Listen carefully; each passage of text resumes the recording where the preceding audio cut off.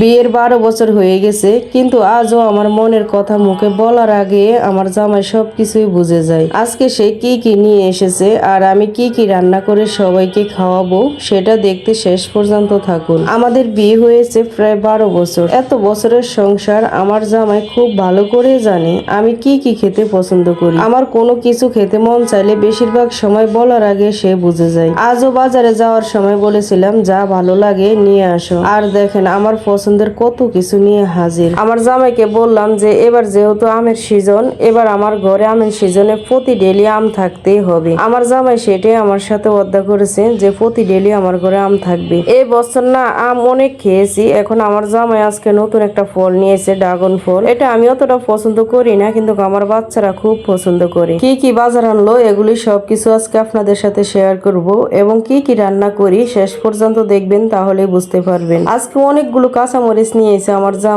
জামাই না সহজে ঘরে কাঁচামরিচ, ধনিয়া পাতা এই দুইটা বাজারে সহজে করতে চায় না। আমি জানি না কেন এগুলোর কথা ভুলে যায়, সবকিছু আনে কিন্তু কাঁচামরিচ আর হচ্ছে ধনিয়া পাতা। কার কার জামাই এরকম করে কমেন্টে অবশ্যই জানাবেন। এই জায়গায় আজকে অনেক বাজারে নিয়ে এসে, এত বাজারের নাম আমি বলতে পারি না। দেখেন তরকারি আনছে, কয় আইটেম নিয়ে এসে। যাই হোক ভালোই হয়েছে, আমার জামাই সহজে না কাঁচা বাজার আনতে চায় না। এখন ফ্রিজে রাইখে আস্তে আস্তে খাবো, এটাই আমার জন্য সুবিধা হবে। এখানে ফাঁকির জন্য আদার নিয়ে এসে, তার এই রুটিটা না আমার অনেক পছন্দ। আমি মাঝে মাঝে বাজার করতে গেলে এই রুটি আমার জন্য নিয়ে আসি। যাই হোক অনেকগুলো ডিমও নিয়ে এসে, তারপরে দুধ আনছে। আজকে না অনেক বাজারে নিয়ে এসে আমার জামাই লিকুইড দুধও আনছে, তারপরে এই যে গুঁড়া দুধও নিয়ে এসে। আমার ঘরে বিশেষ করে গুঁড়া দুধ মাসে থাকতে হবে। আমি না চার সাথে অনেক পরিমাণে দুধ দিয়ে চা বানাই, সেজন্য আমার দুধের পরিমাণটা একটু বেশি লাগে। এখন সব কিছু বাজার আমি গুছিয়ে সুন্দরভাবে রাখবো, আর শুধু আজকে রাত্রে এক পদ রান্না করব। আর ডিম যা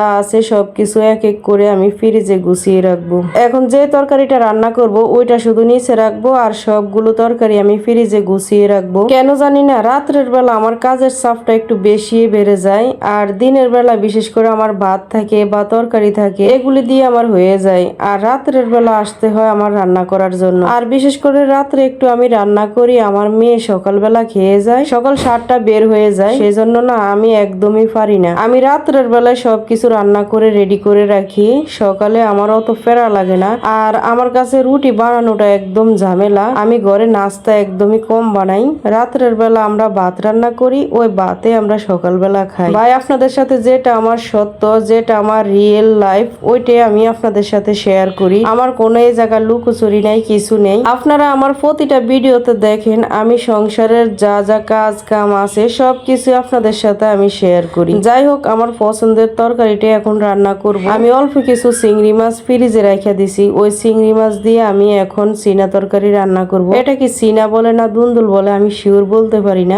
যাই হোক সবকিছু কেটে ধুয়ে একদম আমি সব লাইন করে রাখছি, এখন শুধু রান্না করব। আমার না চিংড়ি মাছের এই তরকারিটা আমার কাছে ভীষণ ভালো লাগে। আগে তো আমি এসব ধরনের তরকারি কখনোই রান্না করতে পারতাম না। বিশ্বাস করেন এই তরকারির সাথে আমি অনেক পরিমাণে জল দিয়ে রাখতাম, এমনিতে একদম ফানি হয়ে যায়। যাই হোক এখন না সময়ের সাথে সাথে সবকিছু বুঝে গেছি, সবকিছু শিখে গেছি। এখন বাচ্চাদের মা হয়েছি, এখন না সংসারের সবকিছু দায়িত্ব আমার উপরে আস্তে আস্তে। এখন আমি এই তরকারিটা ঠিকঠাক ভাবে বসিয়ে দিলাম। এখন যদি আমি এসব ধরনের তরকারি রান্না করি, আমার বাচ্চারা আমার জামাই খুব পছন্দ করে। যাই হোক আমি তো এখন রান্না শিখে গেছি, এখন তো পছন্দ করবে। আমার মেয়ে 3 দিন আগে আমার হাতে মেহেদি গুলো দিয়ে দিয়েছে। যাই হোক একটু আপনাদেরকে দেখালাম, একটু ঢং করলাম। আমার তরকারিটা এখন রান্না করা একদম কমপ্লিট শেষ।